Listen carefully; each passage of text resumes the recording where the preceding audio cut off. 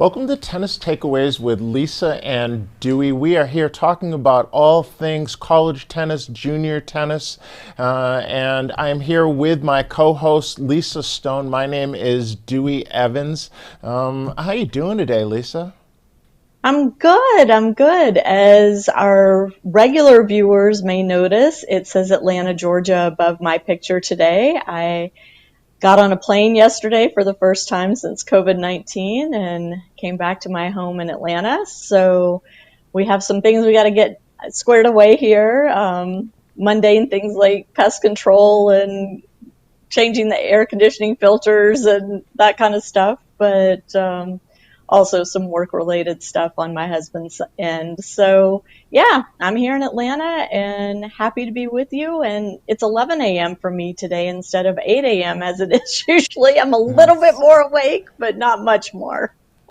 I know I probably feel like I probably should have switched the graphic and put you on the other side of me today because that's where you are, right? Usually you're Yeah, on one side, but you've now switched 3 hours time and you've now on the other yeah, side of me. Um, exactly. so we have a guest today. Can you tell We us a do. little bit about her and maybe she can come in for our conversation? Yeah, absolutely. Marceil Whitney is joining us from Washington. And Marceil, there she is. Good morning. How are you? Good morning. I'm doing Good good, thank you. morning. Great. So I got connected to Marceil through a Parenting Aces community member who made the introduction because she is a volunteer with Marceil's TOPS program and wanted to bring me into some of their fundraising efforts and promotional efforts. And we were on a Zoom call together, and it occurred to me that Marceil and her program would be the perfect fit for our little light shining mission that we're on, Dewey. Yep. So, Marceil, I would love for you to tell the viewers a little bit about TOPS, what your mission is, and what your role is in the organization. I would love to do that. Thank you for the opportunity, Lisa and Julie. TOPS stands for Tennis Outreach Programs, and I started it in 2003, seeing a need for tennis for at-risk and low-income kids. And I've always had a heart for youth, and our mission is to empower youth for a lifetime success through tennis, education, fitness, and character development, regardless of economic circumstance.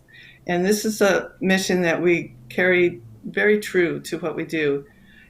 And we do a lot of different programs for a lot of kids. And do you want me to go into that, or how much more do you want me Sure. to say? Okay. Yeah. We've been blessed to be able to get into a facility, and we got into a warehouse and retrofitted it to a tennis center. We're a nonprofit organization that runs a public tennis center. And we have programs like adaptive tennis for young youth. This this is really dear to my heart. It's just to have these young people come in, and most of them are autistic. And when they first came in, there wasn't much interaction. And through the years, they are becoming more social with their peers that are there. And the mothers are just thrilled with the activity that they're getting through this program and the interaction that they have with their peers there at the center. And it's just such a delight because they're in their own world, but when they come up to hit that tennis ball, they just focus into it. They hit it, they move, they come off, and they're clapping or they're screeching out of joy just for to be able to make that contact with the tennis ball. So it's just fun to So, be around them because they just see the world differently. Marcia, can And I ask you real yes, quickly, so this is an adaptive program. Was it a program which was created specifically for that population, or was there already a tennis program that they were brought into as an additional core constituency? great question. We I was connected with a person in the community that worked with adaptive children and youth. And we got talking, and he says, and he knew I did tennis. And I said, well, have you ever done tennis programs with him? And he says, no, we would love to do that. And I said, well, we'll do it. And so we made arrangements, and the rest is history. So it was that's how it developed in that respect. And we scholarship all these kids, younger kids, so they don't have to pay. They come and play for an hour each week, and we're just thrilled to be able to do it because, again, like I said before, we just really have seen a difference in their socialization by doing this. Did One that of the answer your questions, question? oh, sorry, one of the questions I have for you, Marceil, is regarding the scholarships because we've all seen programs over the years that might have an initial, chunk of money through a grant or a gift or something to kick off the program. But in order to maintain the program over a period of time, that requires sponsors, fundraising, something to fund the program, whether it's to pay rent for the space or for equipment or whatever, the needs are for the program. Can you share with us how you at TOPS continue to raise money and provide funding to keep the program going year after year? Yes. You mentioned that you met a mother through Parenting Aces that volunteers for us. She is on a team of oh, a group that helps us with our major fundraiser, which we have once a year. And we raise our funds through this auction mostly because it's our biggest one. And a lot of we do raise the paddle, and that's where we find a lot of the money for for the scholarships. And we have a couple other fundraisers that we do through the year to help along the way. And also we go for grants that are available that fits the need. We were able to get a grant from King County this last year to help us with that. So we're constantly in the process of looking for sponsors, working on toward our auction each year, and we're very dependent on that and our incredible supporters and donors that we have within our network too. So because of that, there's a lot of effort behind the scenes, and these ladies are just incredible. There's no way these programs would be happening without these people that are behind the scenes helping us do this. Good. Can you tell us about some other programming that you have? Because it sounds like you have a fairly extensive network and volunteers and a facility that you have to program. What are some of the other programs that you have put together and operate on a regular basis? Okay. We have a program what we call Wake Up to Tennis, and that's before school tennis. And we've been in 6 different schools within the community. We try to pinpoint the schools that have the most at-risk and low-income kids in the sense of free breakfast or assistant breakfast, because those are, again, what we want to do in the outreach of giving these kids an opportunity to have tennis. So we go to some of the schools we go to their multi-purpose rooms, set up short court nets and do some tennis before school, and then they go in and have their breakfast and start school.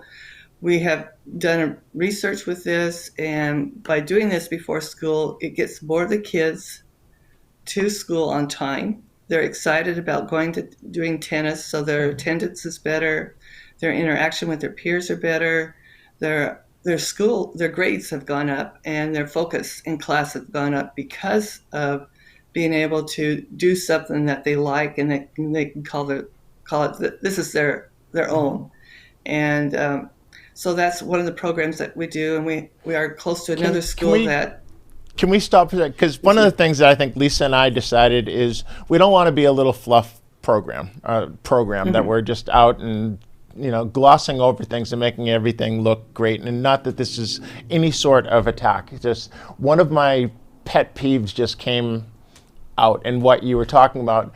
And I think we should talk about kind of why that needs to be. But you were talking about at-risk kids, and immediately in the same sentence you were talking about food insecurity, right? So free and reduced lunch. And those are people who are food insecure, and that's a huge thing. If you're food insecure and you're worried about where your next meal's coming from, you're not worrying about a whole bunch of other things. And I get that.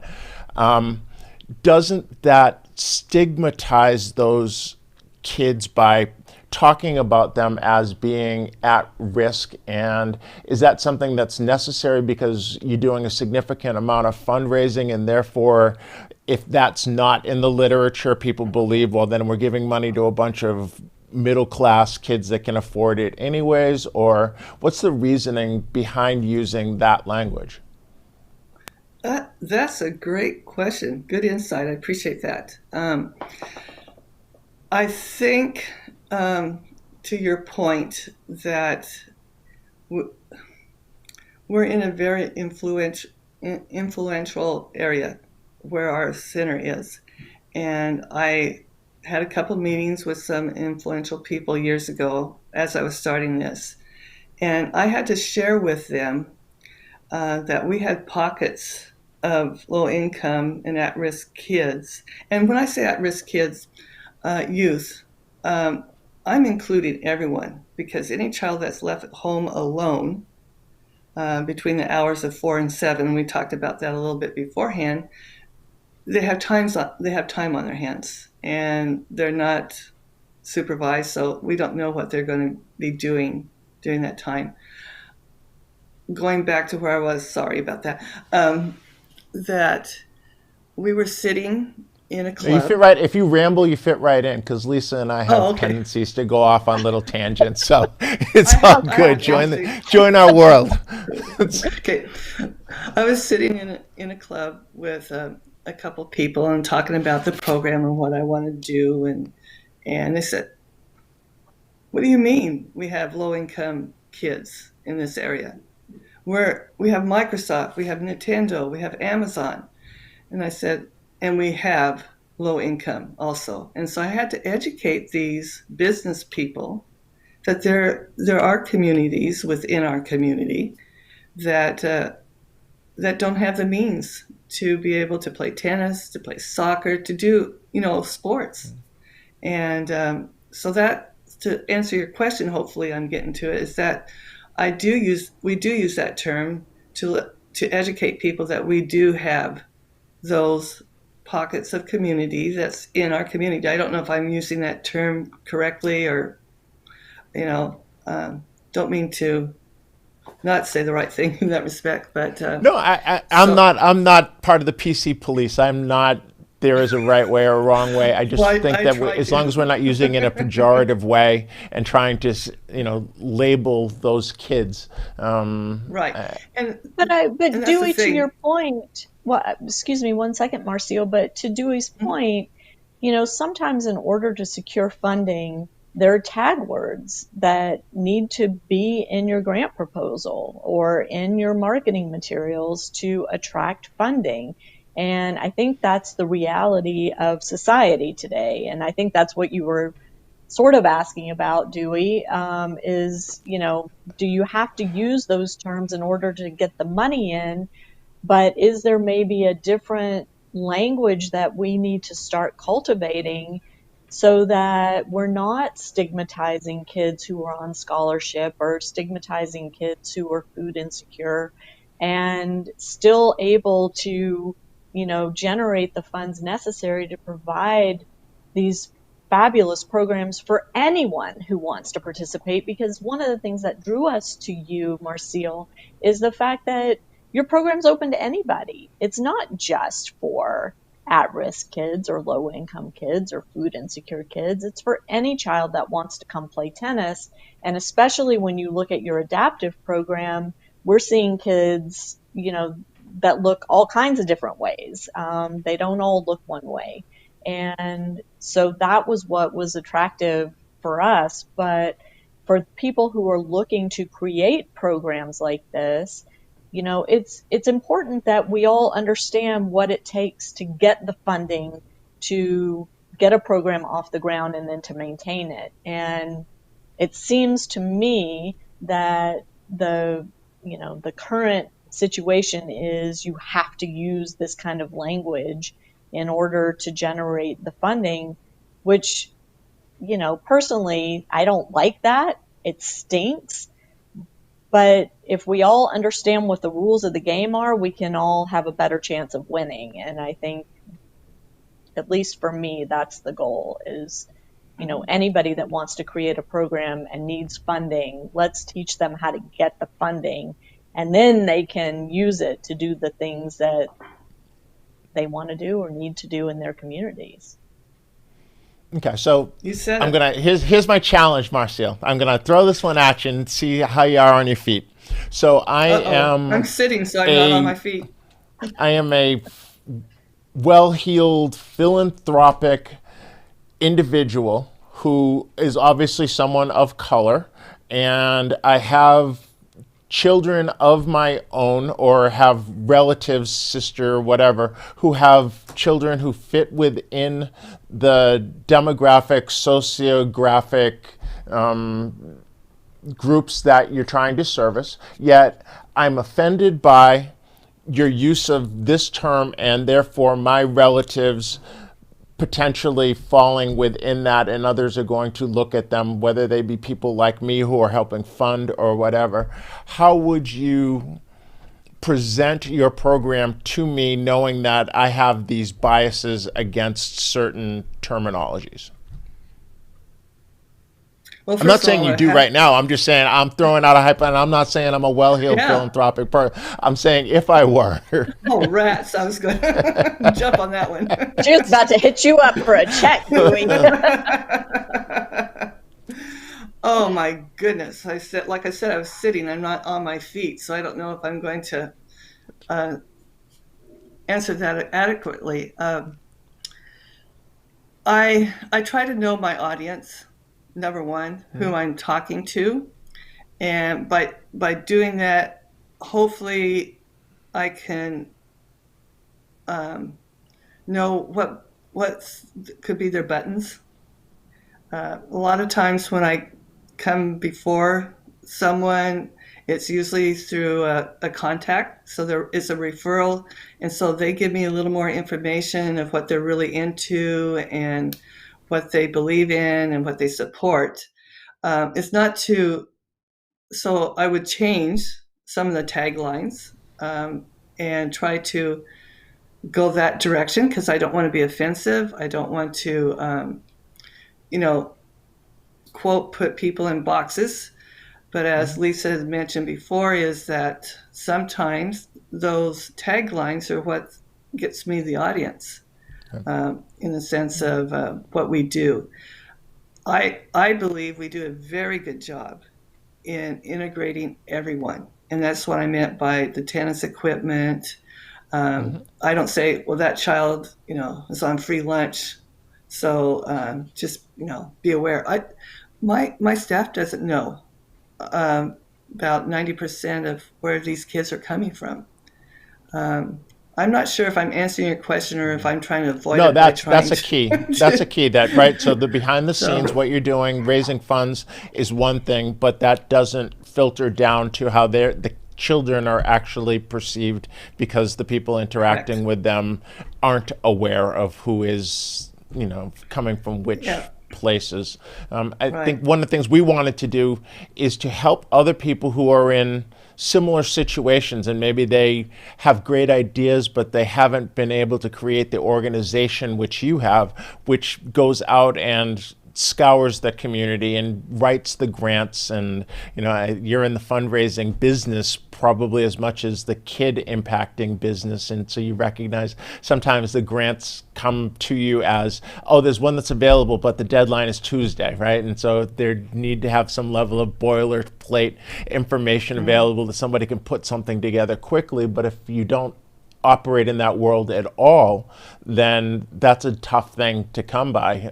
What was the process that you went by going from start up to where you are now in terms of that, putting those fundraising apparatuses in place?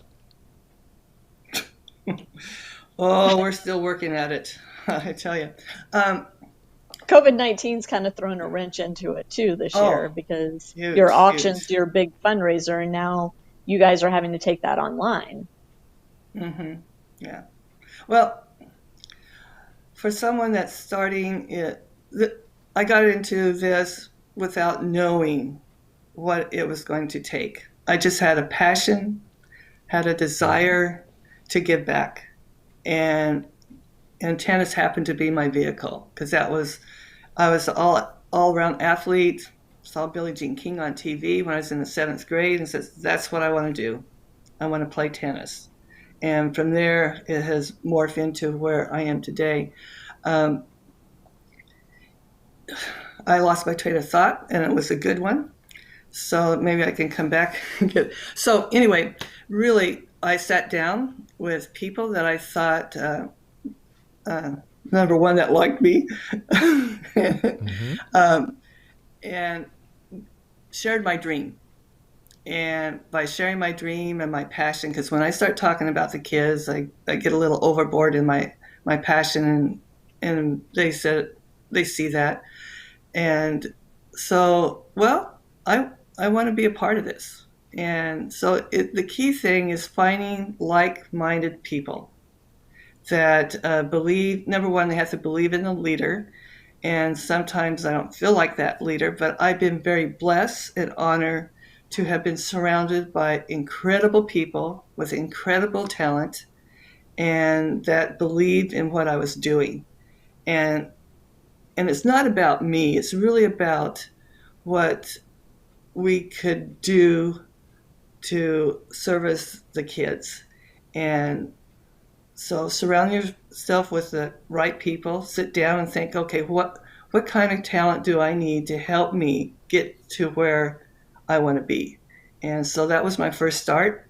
Got into it. I had nothing, no background in writing grants. Oh, talk about fear in that respect.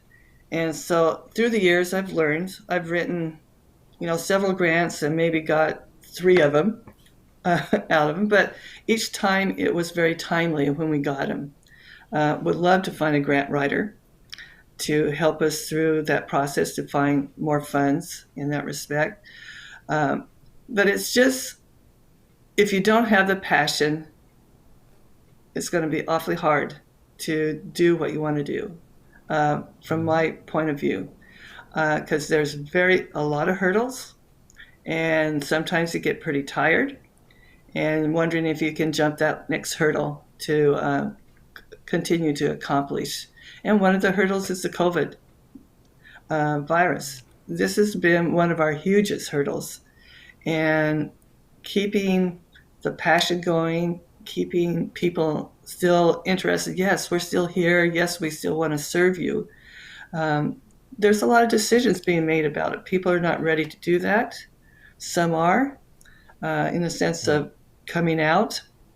So in that, over the years, I have grown as a person, and with knowledge, and I feel more compassion as I go along. And my passion's still there. It may waver because I'm tired of here and there, but I believe this is my mission in life, is to help others. And I feel like my biggest talent is tennis and passion. So that's the direction I've gone. And I would do some things different on the way, but I would still do this. The 12-hour One of the things, days. Go go ahead. ahead, Marcia. Well, I was going to I say was one going to of the say, things you just said jumped out at me, and that is when you said, you recognized your passion for this, and then you shared it with everybody, and that to me, that's how I operate as well. And my husband and kids will attest to it. yeah. But I think when you have a passion for something and you need others to come help you make your passion come to life, that the best way to do that is just throw it out there into the universe. Tell as many people as you can in hopes that it's going to stick to the people that are able and willing to come on board with you and help see your passion into something concrete, something actionable, something sustainable. And you never know where that help's going to come from. I Right. mean, it always kind of boggles me when somebody steps up that, I have a preconceived notion of who they are and where they came from and what their financial status is and all that. And then lo and behold, they're able to write a big check or connect me with some big mover and shaker who can really rock my world and take my passion to the next level. So you just never know. And I think for people who are looking to start programs like what you're doing, one of the first things they need to do is share their idea and their passion with anybody and everybody they come in contact with. Yeah. And You never know who and it's somebody hard. knows. Right. That's right. And as my crew that are listening, my auction crew, I don't like talking about myself because it isn't, in my opinion, about me. So it's hard to go out and sell that. So what I sell, quote and share is it's the kids. I share stories about the kids and the difference that we have made in their lives. And that's what it's about. And I know there's got to be a face for the organization. I know that, so I'm trying to learn to do better with that. But it's so anyway, raising funds personally is not one of my gifts, I don't think. But I have, like Lisa, like I said, it's the passion that comes through that helps me to do that. And so that's why you need that, because if your donor or whomever you talk to, if they don't see that, they're going to say, really, you really want to do this type of thing. So I'm rambling again. Excuse me. Yeah, no, it's good. We have some information on where somebody could go to find out more information about your program, and if you have some resources and things that might be able to help Marceil and the young people that she is looking to impact, certainly reach out to her, and I'm sure that she would be happy to have a conversation with you and give you more information on it. And I guess last of all, Marceil, what can Lisa and I do if you can think of anything? Where are the areas where you need the greatest help, and we might be able to help you or connect you to make things work better for the people that you're looking to serve? That's very gracious. I really appreciate it, and humbled by your comment. Volunteers, we have a board that we would like to have volunteers to come and join us on the board to help direct us. Fundraising, our auction, connecting us with people that have connections where we can get autographs from different athletes, because people like that. Just different things for the auction, and just really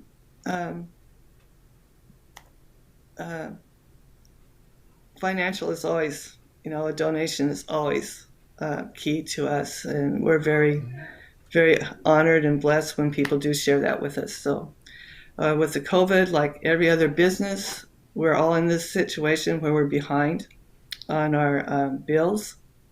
And so that would be something too, if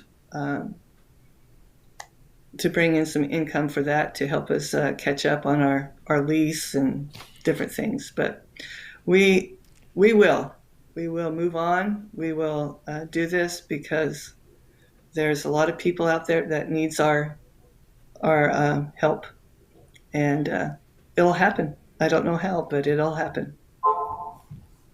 For sure. You're Yeah. certainly doing good work, and I would echo some of what you said. And if you have a program, not your program specific, but anyone who has a program and they're relying on fundraising and funds coming from something other than participant fees, I think it's really important that when you you have that elevator pitch available to you, so that when you run into someone, you can very quickly size up what can I ask them for at that point in time, and to know that you don't ask Dewey Evans for $2 million and you don't ask Oprah Winfrey for 20, right? So you've got to figure out what matches that level of the person who's sitting in front of you at that point in time.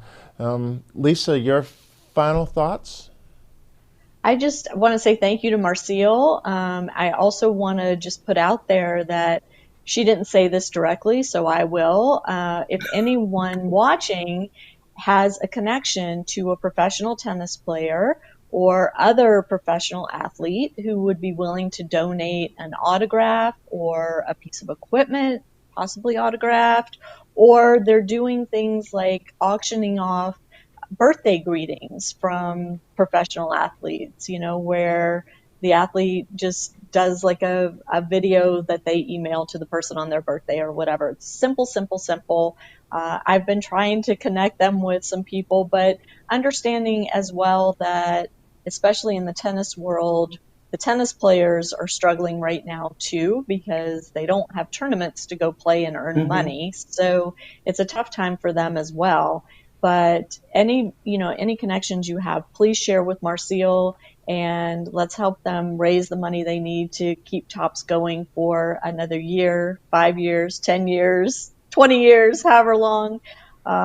We want to keep programs like this running, and they're great for their community, but they're also really great for tennis. So let's all do our parts to support them.